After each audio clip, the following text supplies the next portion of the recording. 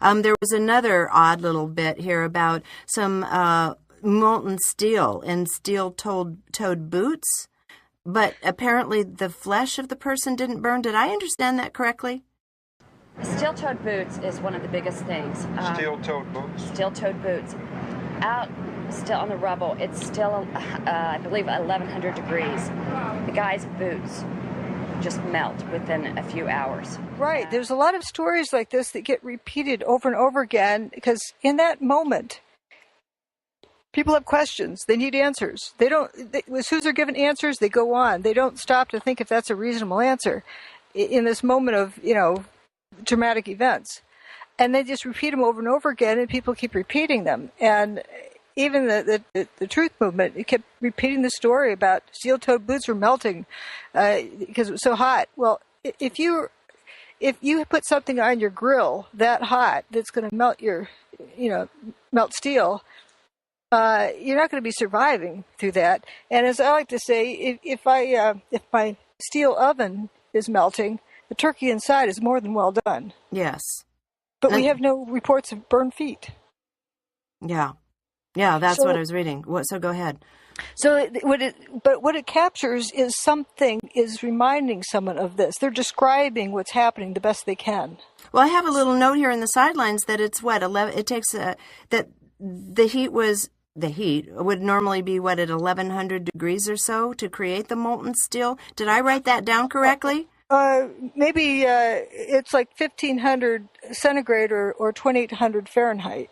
Oh, okay. All right. Way out there. You're definitely going to have your turkey overcooked with that. Well, you're going to have your tootsies burned, that's for sure. Yeah. And there's no reports of burned feet or burned bones or toes.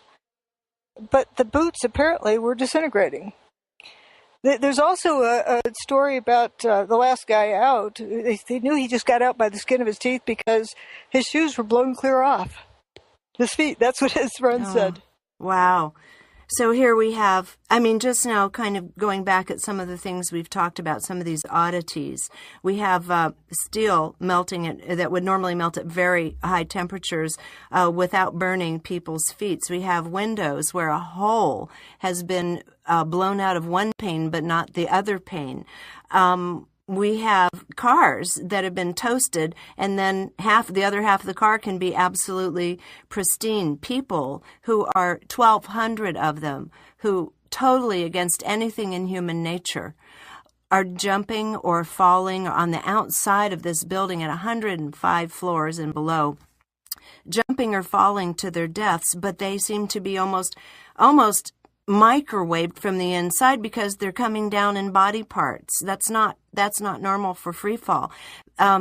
Big steel beams that appear in these pictures. It looks to me like they're dust-defying. We just talked about that. They didn't fall over.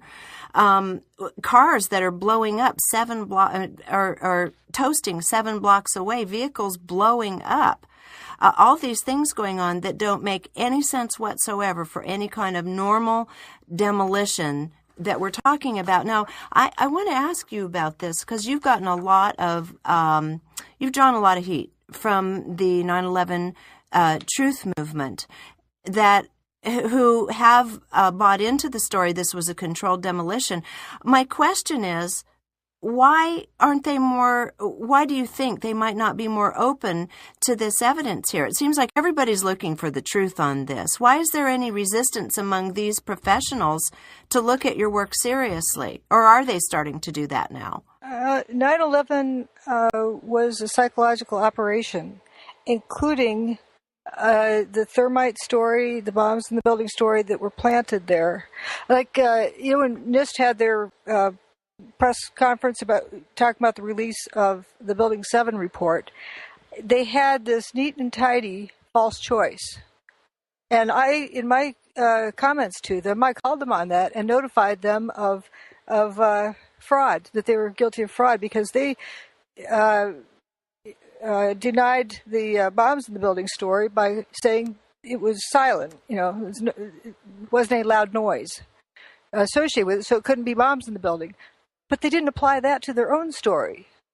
Mm-hmm. If the building came crashing down, it should sound like it was raining dump trucks. Yes. And it was silent. So that also dismisses their story. They contradicted their own story. Well, so you're saying that story about the thermite and the controlled demolition was also planted to manage impressions? Very much, very much. Even on that day, we had Dan Rather saying it looks like a controlled demolition. There's the Van Romero that afternoon said he was sure it was a controlled demolition. It only take a few explosives to do it. Then a week later, he retracted it, and then right after that, he got $85 million in grant money. So it must be true. Turns out a year before 9/11, he gave a short course on energy weapons at the Directed Energy Professional Society's annual meeting. So he knew what he was looking at. Mm-hmm. So it wasn't a mistake of what he was looking at. Mm-hmm. There's all these Easter eggs, I call them, that were left out, like an Easter egg hunt for a 3-year-old. When the 3-year-old finds them, they think they've really found something important, and they hang on to it, like Larry Silverstein's pullet. Yes, I was just going to ask you that exact question. Please tell us more about that, because a lot of people saw that in the film Loose Change. I saw it, and it's Larry Silverstein saying, "Oh yeah, we had to pull it." It's sort of silly, because what are they saying, that firefighters go around with sticks of dynamite in their back pocket just in case? That's how they fight fires, with sticks of dynamite in their pockets. But why would Larry Silverstein say that? I said, we've had such terrible loss of life. Maybe the smartest thing to do is pull it. And they made that decision to pull, and then we watched the building collapse. Who knows if it was something that was taken out of context, or if he was putting out the Easter egg, or what it was, but it makes no sense. No. Because fire departments are not in the business of controlled demolition. Plus, if you don't know what the story is, you can't size up the event. You don't know where the damage is in the building. If you're going to chuck in that piece of dynamite, you launch it in there, where do you put it? Oh, well, not only that, if it were a traditional controlled demolition, wouldn't it have taken weeks or even months to prepare? Oh, yeah. There's so much about it that right. It doesn't make sense. Plus, if you had controlled demolition, it breaks buildings into chunks, and the chunks slam to the ground. With Building 7, that is indeed the smoking gun. There was essentially no seismic signature of that building's demise. Just a teeny bit, like a 0.6 on the Richter scale. That day there were quarry blasts over New Jersey, in Pennsylvania. Those were picked up. Mm-hmm. But the demise of Building 7 didn't make a seismic impact. It really stood out from background noise. And it's 6 times the potential energy of the Seattle King Dome. Yes. Yeah, and you do a good job of detailing that in the book. The Seattle King Dome made a 2.3. Yeah. Yeah. Yeah, it doesn't make, again, none of this makes any sense.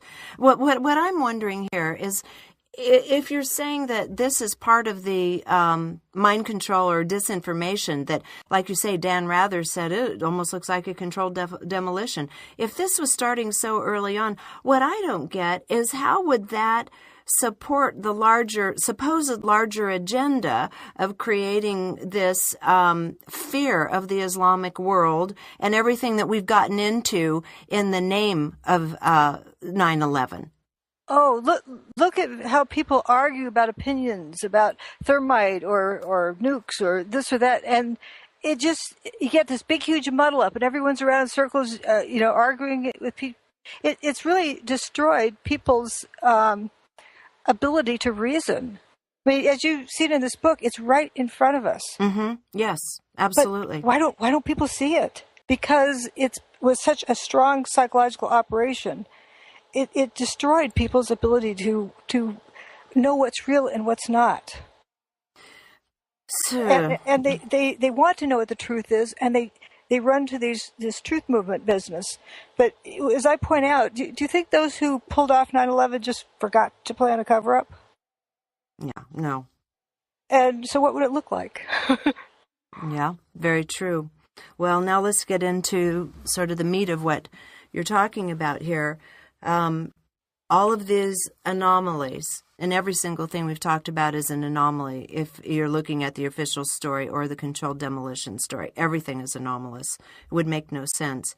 but it does make sense when you're talking about directed energy weapons. And you go into Tesla's technology a fair amount in here. Can you begin, just again, without being so scientific that you're going to lose the non-scientists among us? Yeah. Can you begin Can you begin on a layperson's level talking about the Tesla technology and what exactly could have caused this weird kind of damage across the board? Well, first of all, not knowing what this weapon was, it's not a kinetic energy weapon like a bomb or bullet or something that throws something from, and hits something. Like if you throw a brick at someone and hit them, that's a kinetic energy weapon. A directed energy weapon is energy that's been directed and was used as a weapon.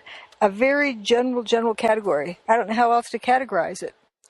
And sure, there are, lasers and other things like that. That's not what I'm talking about.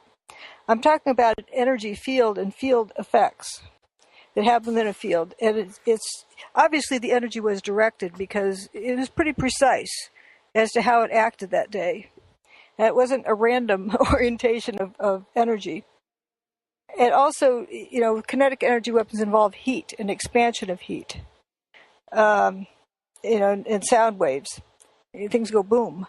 And that didn't happen. But it was something that, right before your eyes, you saw those steel columns dustify. You didn't see anything hit it. Mm-mm.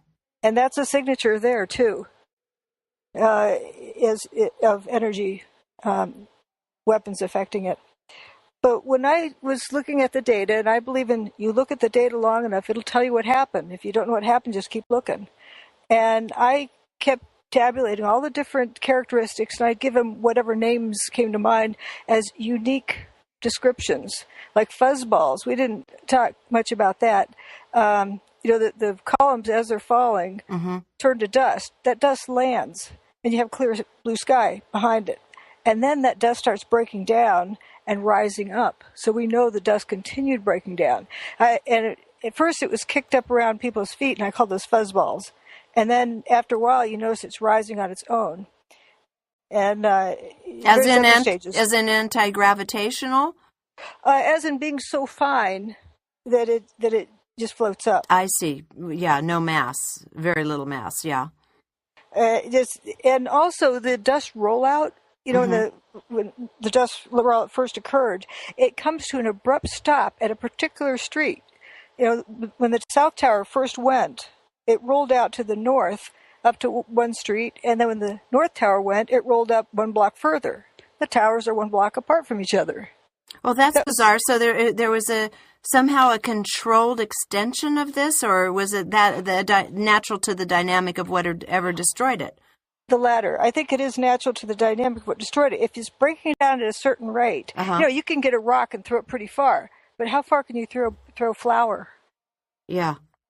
And so if this is breaking down at a certain rate, it gets down to a certain size that it quits going further, and then it just floats with the wind.